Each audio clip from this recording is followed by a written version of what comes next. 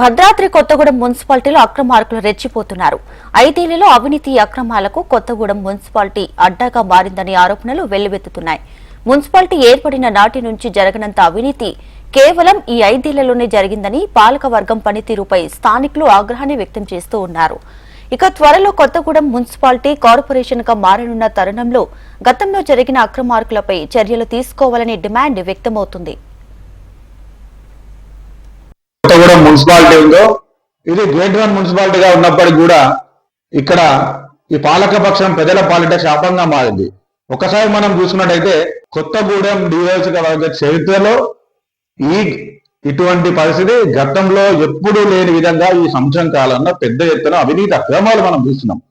కొత్తగూడెం పాల్వంచ మున్సిపాలిటీలలో కోట్ల రూపాయల నిధులు, ఇక్కడ సుమారు 10 కోట్లు, పాల్వంచల 8 కోట్ల రూపాయల నిధులను టెండర్లు పిలిచి ఇటీవల కాలంలో కాంట్రాక్ట్ అంతా టెండర్లు కూడా దాఖలు చేసినా కూడా టెక్నికల్ ప్రాబ్లం అని చెప్పి, అంటే ఇక్కడ ఉన్న రాజకీయ ఒత్తిళ్లతోటి షాడోగా వ్యవహరిస్తున్న వ్యక్తి పెట్టిన సూచన మేరకు 40-60 ఏదైతే ఉందో దానికి విరుద్ధంగా టెండర్లు వేసిందని చెప్పి అధికారుల మీద ఒత్తిడి తీసుకొచ్చి టెండర్లు రద్దు చేసిండు. ఈ కొత్తగూడెం నియోజకవర్గ చరిత్రలో ఇప్పటి వరకు గ్రేడ్ 1 గా ఉన్నటువంటి కొత్తగూడెం కానీ, గ్రేడ్ 2 మున్సిపాలిటీ ఉన్న పాలంచ కానీ టెండర్ ప్రక్రియ దాఖలు చేసి రద్దు చేసిన దాఖలాలు ఎప్పుడూ లేవు. కానీ ఈ విధమైన నియంత్రణ పోకడను ప్రజలు ఖచ్చితంగా గమనిస్తున్నారు. అసలు క్వాలిటీ కంట్రోల్ వాళ్ళు ఇచ్చే ఏదైతే రిపోర్ట్ ఉందో ఖచ్చితంగా దాని మీద విచారణ జరిపించాలి, విచారణ కమిటీ వేయాలని చెప్పి కూడా నేను డిమాండ్ చేస్తున్నా. ఖచ్చితంగా మేము ఏదైతే క్వాలిటీ కంట్రోల్ వాళ్ళు ఇచ్చిన రిపోర్ట్స్ ఉన్నాయో వాటి మీద ఖచ్చితంగా హైకోర్టును ఆశ్రయిస్తాము. ఈ అవినీతి అక్రమాలు మాత్రం ఖచ్చితంగా బయట పెడతాం, చూస్తూ ఊరుకునేది లేదు.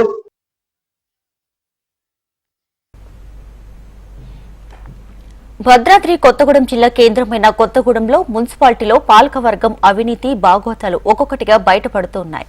అక్రమాలు చేయటమే తమ పని అన్నట్టుగా ప్రజాప్రతినిధులు వ్యవహరిస్తున్నారని ఆరోపణలు వినిపిస్తున్నాయి. పాలకవర్గ ప్రజాప్రతినిధులు అంటే ఇంతగా దోపిడీకి పాల్పడతారా అని పుర ప్రజలు షాక్ కి గురవుతున్నారు. గత ప్రభుత్వ హయాంలో షాదీ ముబారక్, కళ్యాణ లక్ష్మి, డబుల్ బెడ్రూమ్ ఇళ్లు, ఖాళీ స్థలాలు, కబ్జాలు ఇలా దేన్ని వదలకుండా అందిన కాడికి దోచేసుకున్నారని స్థానికులు చర్చించుకుంటున్నారు. ఇప్పుడు కాంగ్రెస్ ప్రభుత్వంలో వచ్చే సంక్షేమ పథకాలలో సైతం వాటాల కోసం ప్రణాళికలు సిద్ధం చేస్తున్నారని టాక్ వినిపిస్తుంది. ఇక ప్రభుత్వం నుంచి ఏ సంక్షేమ పథకం అందాలన్నా కౌన్సిలర్ కు మూట అప్పజెప్పాల్సిందే అన్నట్లు పరిస్థితి మారిందని పుర ప్రజలు మాట్లాడుకుంటున్నారు. ఇక కొన్ని చోట్ల వ్యాపార సముదాయాల నిర్మాణాలు నాసిరకంగా కట్టడం, డబుల్ బెడ్రూమ్ ఇళ్లను నిర్మించకుండానే బిల్లులు నొక్కేయడం వంటివి కౌన్సిలర్ల అక్రమాలకు కేర్ ఆఫ్ గా నిలుస్తున్నాయని స్థానికులు ఆగ్రహాన్ని వ్యక్తం చేస్తున్నారు. లిక్కి బాలరాజు, సిపిఎం కొత్తగూడెం టౌన్ కార్యదర్శి. కొత్తగూడెం మున్సిపాలిటీ గత 5 ఏళ్లుగా అవినీతికి అడ్డాగా తయారైంది. ప్రజలకు అందించాల్సినటువంటి ప్రతి సంక్షేమ పథకంలోనూ ఇవాళ అవినీతికి పాల్పడి ప్రజలకు ఆ సంక్షేమ పథకాలు అందకుండా ఇవాళ పాలక మండలి ఆ రకంగా ఆలోచన చేస్తా ఉంది. రోజు మార్కెట్ దగ్గర కూడా అనేక రకాల టెండర్లో అవినీతి పాల్పడేటువంటి పరిస్థితి వల్ల కొత్తగూడెంలో కనపడుతూ ఉంది. గతంలో 52 లక్షలకి టెండర్ వేసినటువంటి సంత ప్రక్రియని రద్దు చేసి తర్వాత మొన్న అతి తక్కువ ధరకే 8 లక్షల రూపాయలకే వేలం పాటేసిన పరిస్థితి ఇవాళ కొత్తగూడెం మున్సిపాలిటీలో కనపడుతుంది. వీటితో పాటు మొన్న 10 కోట్లకు సంబంధించి అభివృద్ధి పనుల కోసం ప్రభుత్వం బడ్జెట్ కేటాయిస్తే టెక్నికల్ ప్రాబ్లం పేరుతోటి ఇవాళ టెండర్ని రద్దు చేశారు. అది టెక్నికల్ ప్రాబ్లం కాదు, ఇవాళ కాంట్రాక్టర్లు స్థానిక కౌన్సిలర్కు మధ్య విభేదాలు ఉండటం వల్ల ఈ అభివృద్ధి పనులు ఆగిపోయినటువంటి పరిస్థితి కూడా మున్సిపాలిటీలో కనపడుతుంది.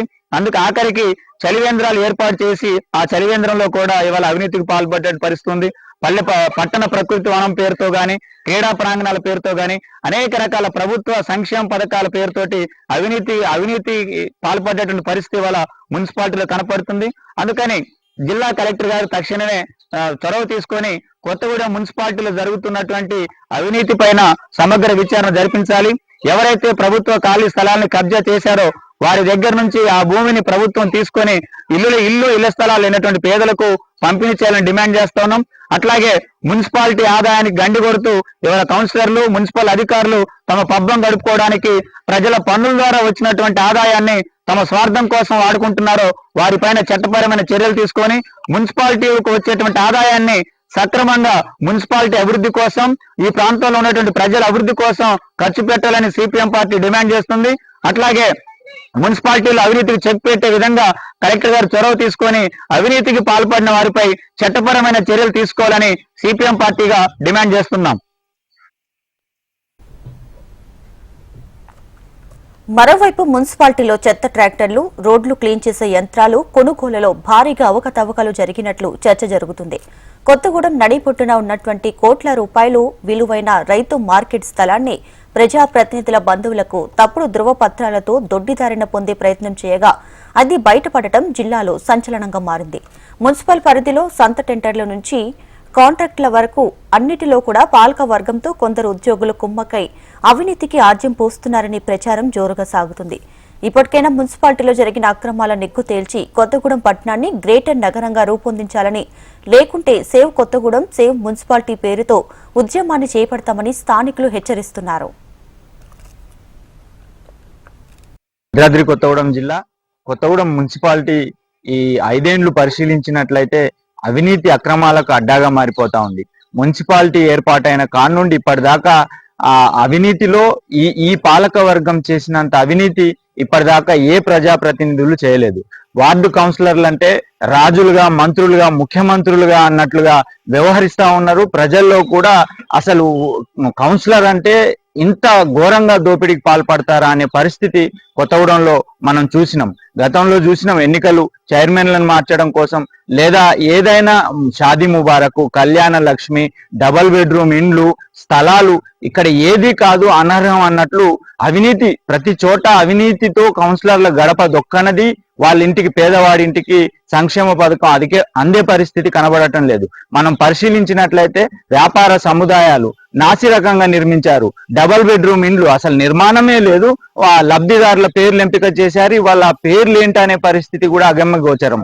వారిని తేల్చండి, మరి వేరే సంక్షేమ పథకానికి వాళ్ళు అర్హులుగా గుర్తించబడతారా లేదా అనేది ప్రజలు ఆందోళన చెందుతా ఉన్నారు. అంతేకాకుండా యంత్రాల కొనుగోలు లక్షల రూపాయలు పెట్టి కొన్నారు.